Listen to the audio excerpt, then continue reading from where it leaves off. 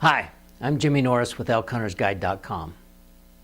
When I return from an elk hunting trip, friends and family often ask me about the success of my hunt. The question can take many forms. Fellow hunters usually ask something like, "How did you do?" Non-hunters sometimes ask, "Did you catch anything?" These folks seem to be confused between hunting and fishing.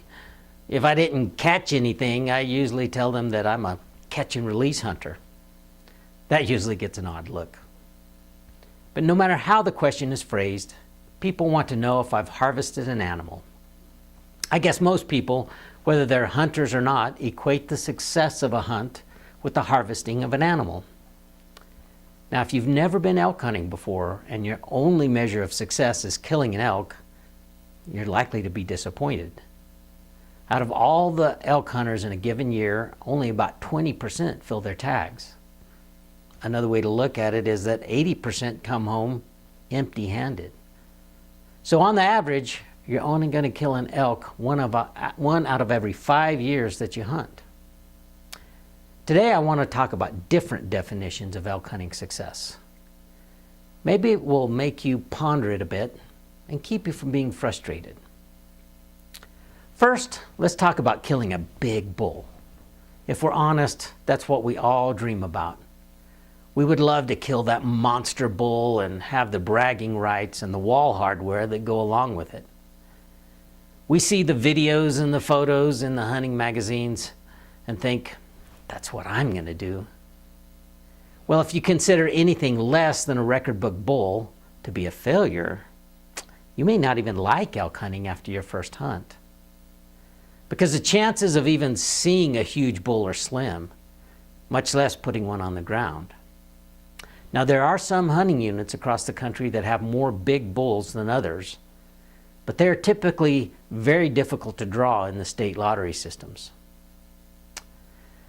Maybe harvesting a big bull isn't your measure of success.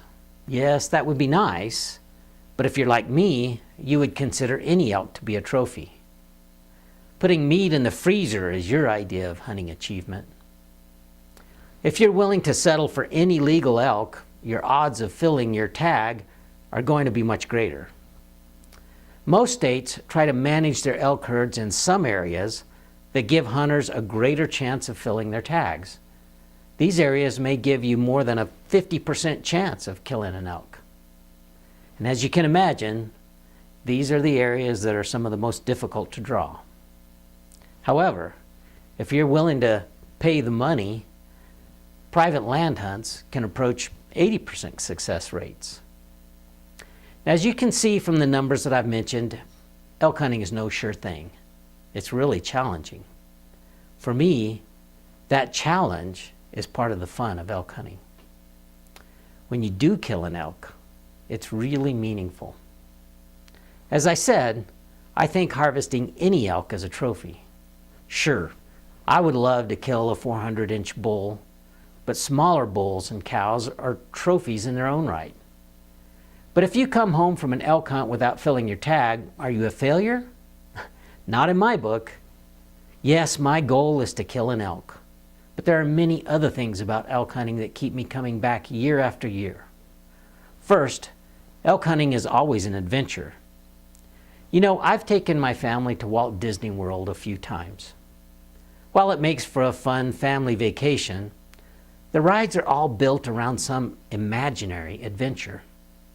You're buckled in to make sure you're safe, and you're literally just along for the ride.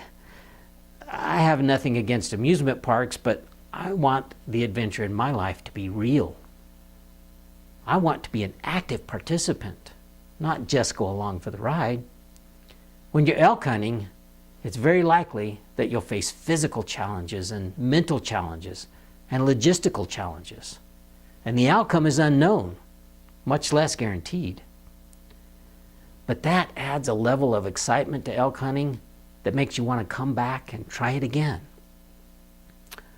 Another thing I love about elk hunting is that elk live in some of the most beautiful places on earth.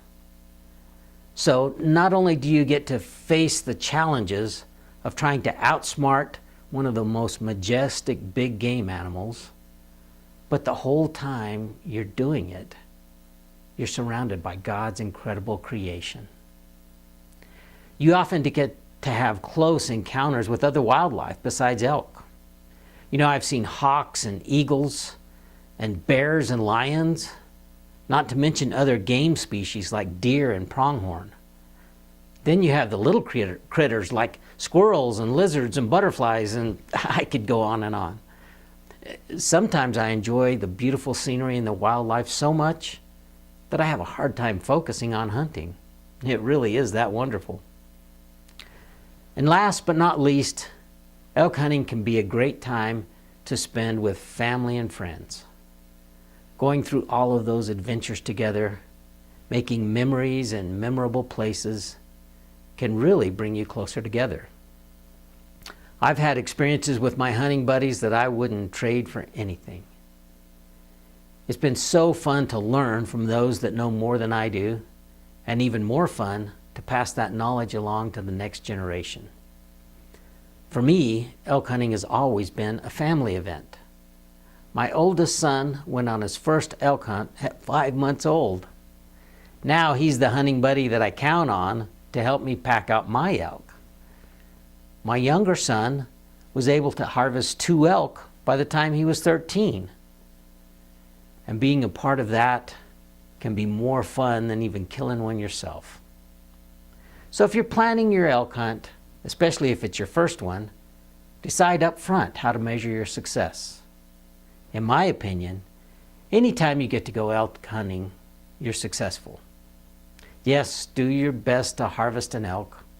Try to find that monster bull, but don't get caught up in the idea of killing so much that you don't enjoy all of the other benefits that go along with the hunting.